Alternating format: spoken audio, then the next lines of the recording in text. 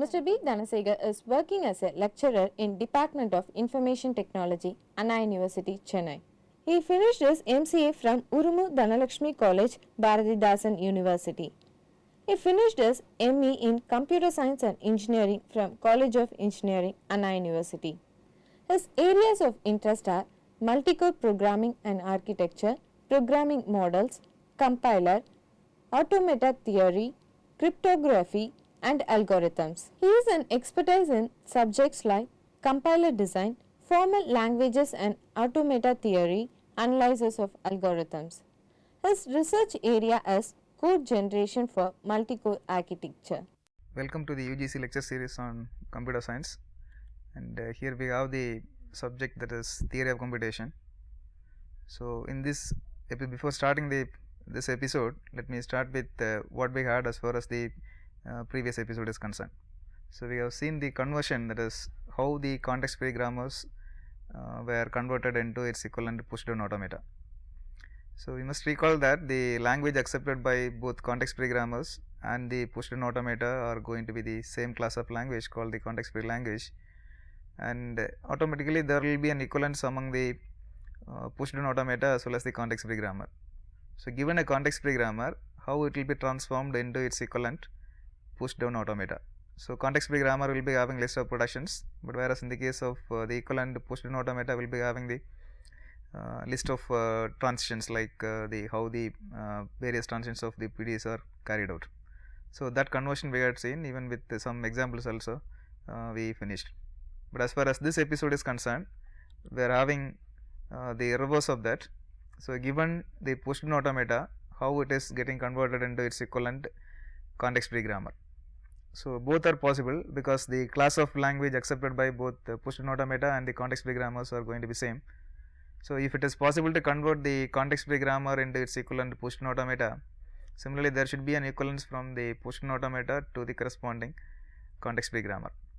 But here there is one condition, that if you are given a push down automata, actually we are having two different cases. One is the PDA accepting the language by using final state, and another one is the PDA accepting the language using empty stack. To directly convert the PDA into its equivalent context free grammar, it is required that the PDA should recognize the language by using empty stack. Even if you are given the PDA which is accepting the language using final state, we have already seen the equivalence among the language accepting, that is with respect to the PDAs, whether it is going to be final state or empty stack, there are equivalences. So if you are given a PDA with the final state, it is possible to convert it into, first of all, an PDA, that is equivalent PDA accepting the language by using empty stack. Then that PDA can be subjected to the conversion for context free grammar. So given the PDA, first we check whether the PDA is accepting the language by using final state or empty stack or not. If it is empty stack, we can directly apply the method which we are going to study now, so that we will be able to get the corresponding context free grammar. And followed by that, we have some examples also. Given the that is push down automata, how do you compute the equivalent context free grammar? So those things are the part of this episode is concerned. Let us start with the that is the conversion process, that is PDA to CFG. So first of all, we should know that is what is given for us. So you are given a PDA n. The reason why we call it as n is because of the PDA is expected to accept the language by using empty stack. So if it is accepting the language using empty stack, automatically the final component of the PDA is going to be empty, because it is not having any final state. So now it is required to find out what is going to be the equivalent context free grammar. So if you are having the push down automata, then there is a stack involved on that.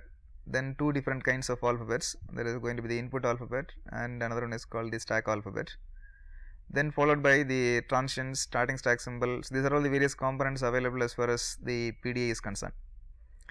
But whereas in the case of the context free grammar which we have to obtain is concerned, there are only four components. Two are dealing with the there is vocabulary, that is variable set and the terminal set. Another one is going to be the list of all productions, and the final component is going to be the starting symbol of the grammar. So now it is required to compute all the four components from the given push down automata. Since push down automata is basically depending upon the various states, we are able to recognize, or we are able to see that the progress of the recognition of the various strings that is given input. But whereas in the case of context free grammars are concerned, we don't have a concept of state, but we have only the derivations, and it is either depending upon the leftmost derivation or depending on the rightmost derivation. But in fact, so we will find a variable and which will be replaced by the corresponding right hand side of the concerned production to get the next sequential form, and then we will repeat it, and finally we will be getting the sequential form containing only exclusive terminals. So that is a place where we have to stop.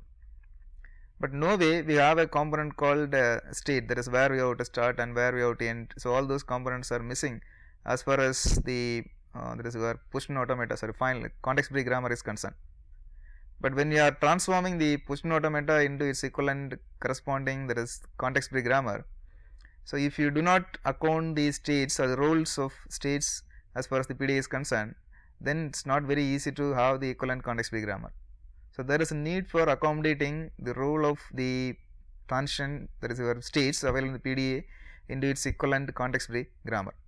So now we have to look at how the various components of the context free grammar are generated, that is how the variables are obtained, how the terminals are obtained, and how do we get the protections, and what makes the starting symbol of the grammar. So here is a description for everything. So the first one, we are having the context free grammar definition. We have there is variables, then it is going to be the terminal set, then followed by the protections list, and then start symbol of the grammar.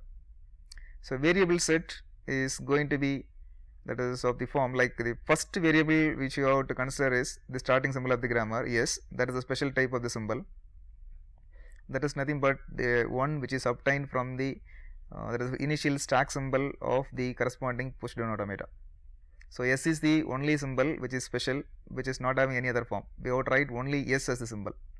When you look at the remaining variable set, then there is a difference between the representation. So S is a standalone symbol, but whereas the rest of the symbols are written in the form of a triplet called that is P followed by X followed by Q. So there is a difference between the start symbol of the grammar and the remaining set of symbols which are nothing but the variables. So the second component, if you are looking at that, there is going to be the terminal set. The terminal set is actually the set of symbols which are used for forming the sentences or the strings which forms the language of the grammar or language of the push-in automata. So whether you are having the push-in automata or you are having the context free grammar, the language should not change. So if the language is not allowed to change, then there should not be any change on the terminal set, which are basic symbols for the language formation.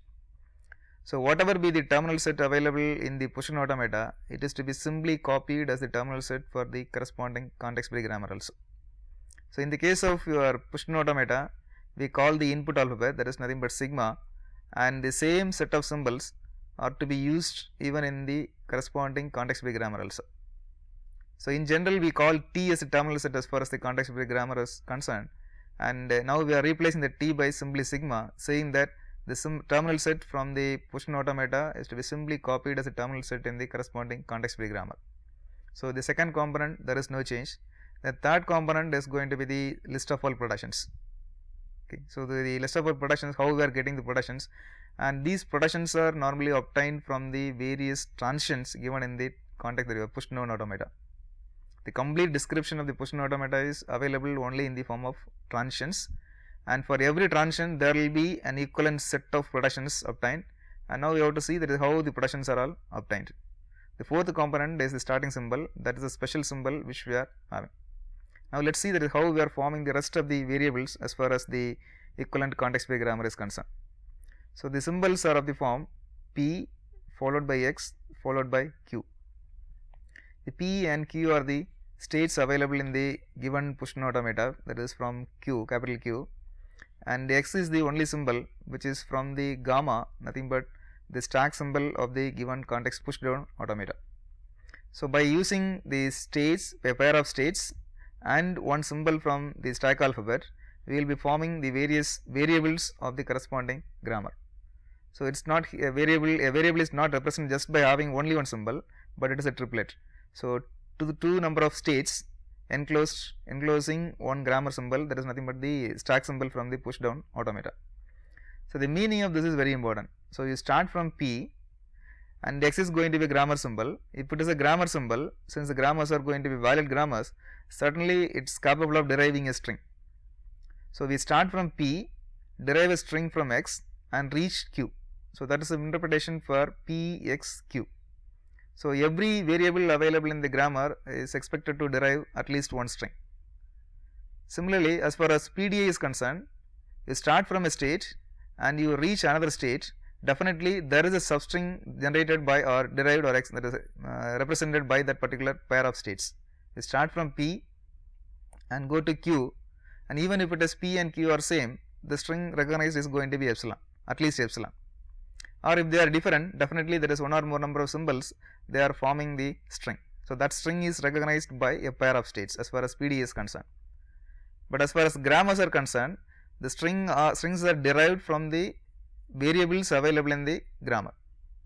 So, now for equating the push down automata and the corresponding grammar, we use both the states as well as the grammar symbol. So, that is why we are having the triplet called p, x, q, and where p and x are states formed from the q and x is from gamma, where there is nothing but the stack alphabet. Now, let us see that how the productions are all written as far as the equivalent grammar is concerned. The very first variable in the given the obtained grammar is going to be s, that is nothing but the starting symbol. So, the relationship in between the starting symbol and the starting stack symbol is expressed by this particular production rule. So, this is the very first production rule, and you can see that the starting symbol is deriving. First, you have to see that is what is the symbol, that is z naught here. Z naught is nothing but the starting stack symbol for the given push down automata, but it is enclosed by two different states. The state which is available on the left side of z naught is nothing but the starting state of the given push down automata. Then we are having p. So, where do we reach is not going to be the question there. You can end up with any state available in the push down automata. So, that is what we are having a p here for all p in q. So, the number of production rules we are getting for the starting symbol s is going to be the question now. So, if I am having that is the starting to the q with the 5 number of states, there will be 5 number of rules as far as s is concerned, because this p can take any value from this q. If this q has only 2 number of symbols, then there will be 2 production rules for s. Suppose for example, q is having q0 and q1, then the 2 outcomes for this particular production rule are s is going to be q0, z0, q0, and the next one is going to be s derives q0, z0 and q1. These are the 2 production rules we will get if q has 2 number of states. So, as many number of states as we are having in q, there will be an equivalent number of production rules obtained for the starting symbol of the grammar. What it represents actually? So, this is nothing but you can look at the ID here. You start from q0 and there is a string given for it, that is w, and where from you have to start the recognition of this w is from the state where we are having z0 on top of the stack used by the push down automata. So, z0 we are having on top of the stack, and finally what we should reach is there should not be anything for that is still recognition as far as your buffer is concerned. So, w should be completely consumed, and then since it is going to be a PDA accepting the language by using empty stack, there should not be anything available on this stack inclusive of this z0. So, nothing should be available in the stack. So, that component is also empty, and here we can see that at the end where do we? So, we are in p. So, that is the meaning of this p. So, after completion, as far as the starting symbol of the grammar is concerned, if you are looking at the starting symbol of any grammar, definitely we can say that the starting symbol is capable of recognizing all the strings available in the grammar. So, the question is where we start. It should be only from the starting symbol state of the grammar or starting state of the push down automata, and where we end is not going to be an issue, but there should not be any other symbol in the buffer and there should not be anything on the stack. So, if these 2 conditions are satisfied, wherever we are, that is whatever be the state we are, we need not bother about that, we can say the string is accepted. So, that is the reason why we have the equivalent ID here q0, w, z0. If it is deriving p epsilon in some number of steps, then we can say that this production rule is capable of recognizing the given string, that is w. So, this is a special case of the corresponding grammar, But how do we obtain the rest of the production rules from the given set of transitions? So for example, in general case, like if you are having del of q comma a comma x, so since PDAs by default they are non-deterministic, there may be more than one output. So that's what we are having the relationship called contains. So we start from q and we consume the symbol a, and after that we will be having, that is, sorry, further we are having x on top of the stack.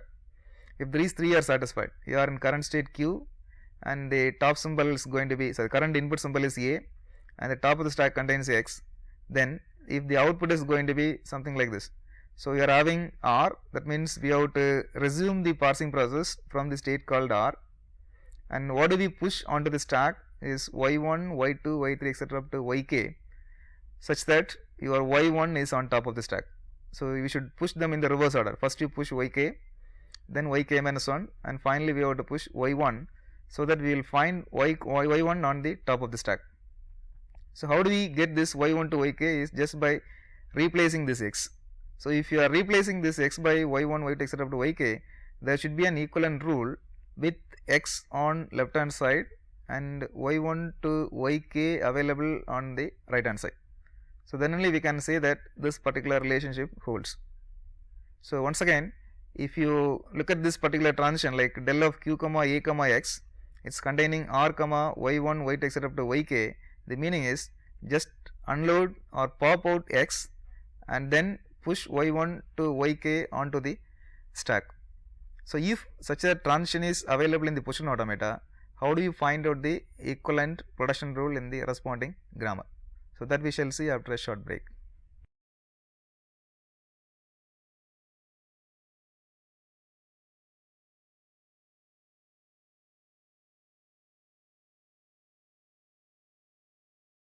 Welcome back.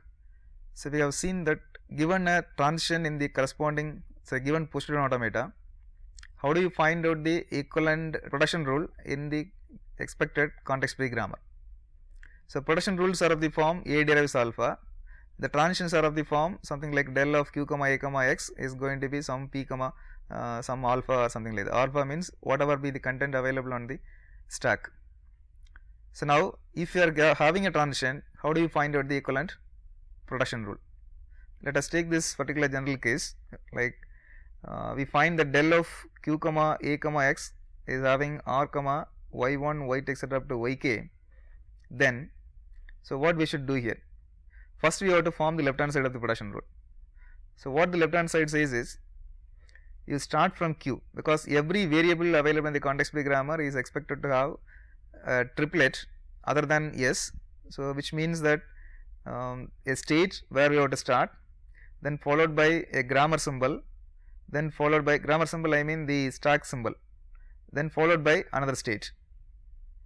Since the transition itself is saying where we have to start, we have no other go other than selecting q as the starting state. Followed by that, this x is expected to be on the top of the stack. That is, if you want to apply this particular transition, then certainly we want to have x on top of the stack. So that is the grammar symbol we have to introduce in the left hand side of the way, that is production rule. So x we have introduced. Then where we have to terminate, that is, we are starting from q and we find x on top of the stack. So q and x, it is, we have no other go, then followed by what we can have. So this rk can be anything. So we can have any state here, but the very important condition is, so what can be the string which could be recognized by this x. So where do we terminate is not going to be the question, but where do we start and what is expected to be on the top of the stack. So that is going to be the left hand side. So how many such variables we can form is completely depending on how many replacements can be given for this particular state called rk. So let us see this case. So the input symbol or the symbol which you are expecting from the buffer is a, and the outcome says that you resume the parsing from r and replace this x by y1, y2 etc. up to yk. But we have no information about what happened for a. But what happened for this a is, it is already consumed by the parser or it is already recognized. So if you want to accommodate or if you want to find out the equivalent production rule for this particular transition, So, this A should be the very first symbol available on the right hand side. So, every terminal symbol available in the transition for your push button automata should be the first symbol available on the right hand side of the corresponding production rule. So, we can easily understand that the first symbol, if it is going to be terminal, that is symbol consumed provided if it is available on the input. So, once A is consumed, so now the question is where from we have to start the remaining transitions. So, here we find that it is going to be there is y1 is the first symbol available on top of the stack, and then y2 is going to be the second symbol, then finally we are having that is yk. These are all the symbols available on the stack, and all these symbols are capable of recognizing some portion of the entire string to be recognized. So, y1 derives some string and y2 derives some string and yk also capable of deriving some string. They can be either terminals or even the variables. Now, we have to find out the equivalent production rule. So, what will be the variable that is equivalent for this y1, which is capable of recognizing some string called small y1, and similarly what is the equivalent variable for capital Y2 that is capable of recognizing another string called that is small y2, and finally it is going to be small yk. So, those variables are just concatenated to form the right hand side of the production. So, it is going to be q followed by, and this is going to be your y followed by this r1, it is an intermediate state, and then it is going to be, actually here it is the place where we have to start here is, that is after starting from this q we consume A, then followed by that we have to resume the process from R. So, instead of this it is going to be R followed by y1 followed by r1, then here we start from r1 and then go for y2, then go for r2, and then next one is going to be start from r2, go for y3 and then go for r3, and finally it is going to be rk minus 1 followed by yk followed by rk. So, we will be writing the equivalent for this y1, y2 etc. up to yk. The equivalent production variable for y1 is nothing but rk minus r0 followed by y1 followed by r1. For y2 it is r1 followed by y2 followed by r2, and finally for yk it is going to be rk minus 1 followed by yk followed by rk. So, that will be the corresponding production rule which we have to obtain for this. And now the states, maybe you can say that is r1, r2, rk. So, they are all the possible intermediate states. So, this is how we will be obtaining a production rule for the given transition in the push down automata. So, for every transition there may be even there is one or more number of production rules obtained depending upon how many number of intermediate states are being substituted for the that is variables.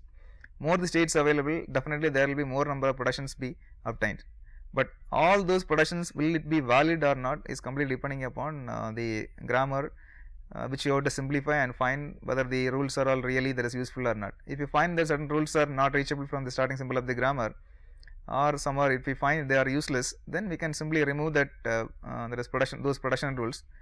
It is part of the simplification of the grammar, we shall be having in the later classes.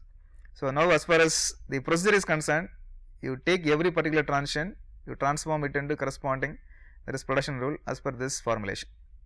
So, we shall have one simple example first of all. So, the PDA given for is having only one state called Q, and the terminal set is nothing but IE, and the starting symbol, that is your starting stack symbol is Z.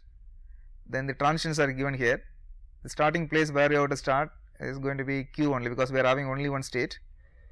Then the starting stack symbol is going to be Z, and since it is a PDA accepting the language by using null stack, we need not bother about the last component, that is nothing but the final state of the push down automata. The transitions are, if it is Q with I on the current input symbol position, Z on top of the stack. So, we go for the new state called Q, because we are having only one state, it is going to be stay back on the same state, and the replacement given for X Z is, we will be just popping this Z out and we will push two more Z's onto the stack. That is the first transition, and the second transition is del of Q comma E comma Z is equal to Q comma epsilon. So, now how do we transform these two particular transitions into their equivalent production rules? So by default, the first production rule to be used is with the special symbol S, with the starting state, starting stack symbol, followed by, for each state in the push to automata, we should have a term, the variable. But here we find that there is only one state available, so there will be only one right hand side for S. So S derives Q Z Q. Now let us see how this particular transition is transformed into its equivalent production rule. The place where you have to start is Q with the Z on top of the stack, so Q Z, and then substitute all possible states as the third component. Since there is only one state available, the third component is that state alone. So Q Z Q. So this Q and this Z, and then it is going to be all possible state available in the list of states in the given push down automata. So only one state, so we will be having only one variable Q Z Q. So now we have to find out what is the right hand side. The only input symbol consumed by this particular transition is I. So the first symbol available on the right hand side should be this I. So that's what we are having, that I. Then after consuming I, where we have to resume the remaining scanning process or parsing process, it is from this particular state. Since this PDA has only one state, it is all Q, but in general as per the procedure, we must start the recognition of the remaining part of the input only from the state given here. So you start from here, then you go for writing the variable equivalent for every stack symbol, that is Z. So Z is going to be, first of all, let us start from Q, go for Z, substitute an intermediate state, there is only one intermediate state called Q. Then once again, if this is Q, then you restart once again from the same state, that is Q, go and recognize this capital Z, so this is it, and here we are having the final state called Q. Since there is no more there is symbol available as far as this Q is concerned, it is strictly required that we must go for this Q which is same as the Q available here. So we have to start from the starting state, this is nowhere appear as far as right hand side is concerned, but as far as the final state here is concerned, it should be the only state which you have to introduce as far as the last component of the right hand side is concerned. So we will be having Q there. Then when you are looking at the second transition, we have Q E Z, it is going to be Q comma epsilon. It means we just consume E and there is no other, there is substitution for Z. So just pop out Z, leaving the stack empty. So how do you find out the equivalent transition? The production rule is, we start from Q with the Z on top of the stack, and then we are going to end up with Q. So this is very important here, we are going to end up with this Q because there is no more symbol available on the stack. If there are more symbols available on the stack, then the final state could be anything, but here we have no more symbol, so we must end up with this Q. So start from Q and with the starting stack symbol Z, end up with Q, and what do we consume is only E, there is no more replacement for Z. So the outcome is going to be Q Z Q and followed by this E. So this is a very simple example where do you find the given push automata, how do you find out its equivalent this context free grammar. There is only one state involved. Since there is only one state involved, for every there is transition, at most there will be only one production be generated. So more the states we are having, there will be more number of productions be generated. So we have another example where we will be having two number of there is states which we are having, that is P and Q. So with this more number of transitions are also available. This state, a set of states 2, that is P and Q. Then we are having the input alphabet, that is 0, 1, and the stack alphabet is going to be Z, that is X, and the transitions are given here. These are the various transitions available in this particular push down automata. Where you have to start is going to be the starting stack, starting state P, starting stack symbol is Z, and no final state because it is a PDA accepting the language using empty stack. So now we have to find out the equivalent context free grammar. So the first one is the special symbol S. We find that P is the starting state, starting stack symbol is Z. Then we have two different states P and Q. So write the right hand sides for each state available in the given push down automata, one for P and another one for Q. You can see that the place where do we start is not changing. So P and here also P, it's not at all changing. But whereas where do we terminate is different. So it can be either P or it can even be Q also. So we will be having two different productions for starting symbol of the grammar S. One is P is at P and another one is P is at Q. So now we have to find out that is the various production rules obtained for the corresponding transitions. We take the first one. The transition is del P1 Z is equal to P X Z.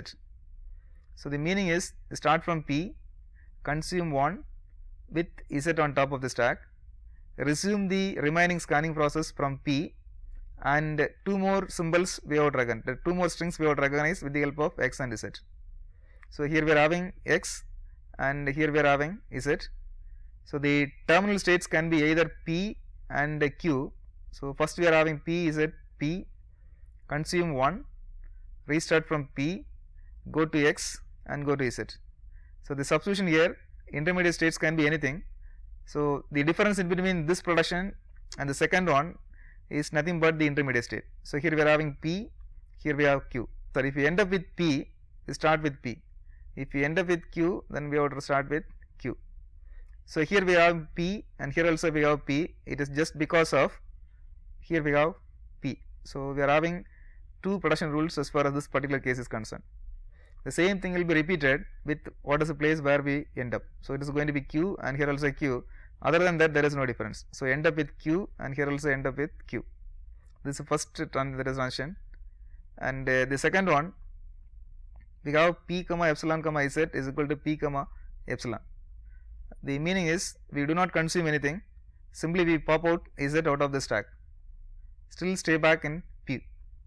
So the output is going to be P, then Z, then you reach P, and what we consume is epsilon.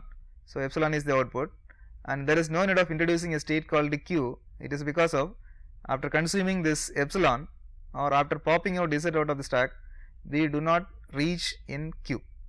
Since we are not reaching Q, we should not go for introducing the rule like this.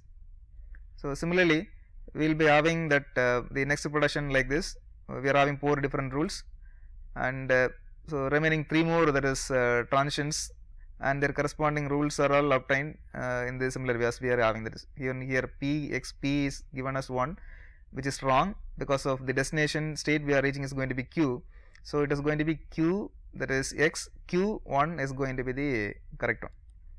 So this is what the problem, that how we are solving. So to summarize, as far as this particular episode is concerned, we have seen that is given a context push-in automata, how do you find out the equivalent, the context free grammar. So first we have to find out the variable set, then terminal set, then you have to find out the list of all productions, then the starting symbol. Starting symbol is a special case, and all the variables are obtained with the help of the triplets called there is grammar or stack symbol enclosed by 2 different states. So this is how we are obtaining the corresponding variables. So we should be very careful in applying the transformation. Given a transition in the push-in automata, how do you find out the equivalent production rule? So if you are very clear on that, then it is very simple to convert any context, that is production push-in automata, into its equivalent corresponding context free grammar. To the question component, here we are having that is the procedure like how the push-in automata is converted into its equivalent context free grammar. Then we can even have what do you mean by the restricted PDAs. So then the conversion with there is any there is, if you are given a grammar and if you are given a push-in automata, how do you find out its equivalent context free grammar? So any PDA may be given for you, and we need to find out the corresponding context free grammar. And another thing we have to understand is, suppose if you are converting the given push-in automata into its equivalent context free grammar, so are we getting a grammar which is in a simplified form? So most of the time, the grammar which you are getting as output from the push-in automata by this formulation not necessarily be a very much simplified grammar, that is optimized grammar. So we can apply little bit of the simplification procedure to get the optimized grammar, which will not be having any kind of useless symbols or there is unwanted symbols. So it will be having an efficient grammar. So these are the various question components, and with this I conclude this episode. Thank you all.